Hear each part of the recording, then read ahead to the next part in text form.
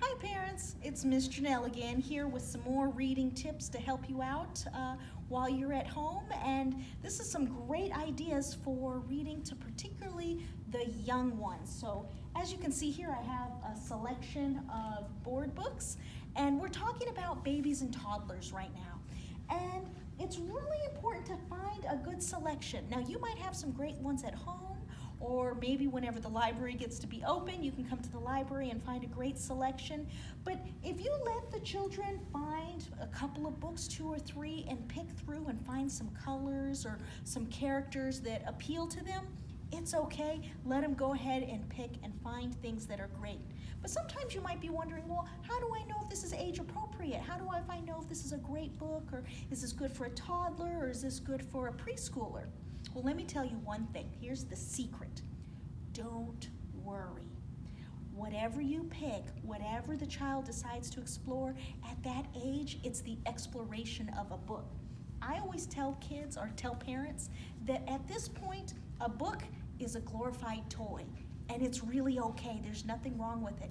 These books, board books, they're called board books because their pages are like boards, and it's okay to take a bite.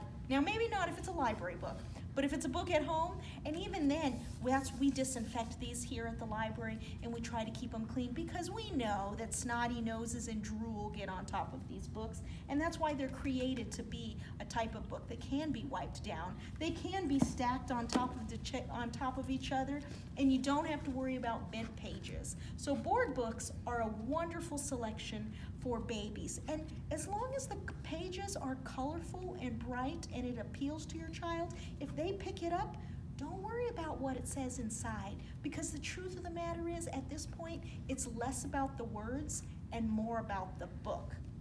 So now I picked this one because this one's Little Bear's Big Adventure, and this actually is a very cute book, and it has great pictures in it. But one thing that I would caution about this book is the words are very long.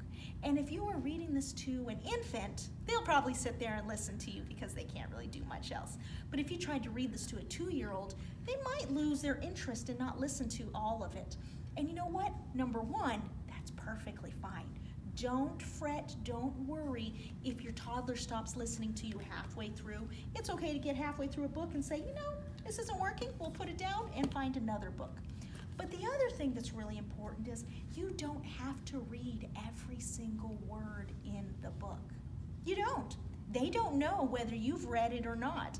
You just go through and talk about the pictures. Point out the bear. Point out the mama bear loves the baby bear. And if you feel like reading a little bit, great. But if you don't, that's okay too.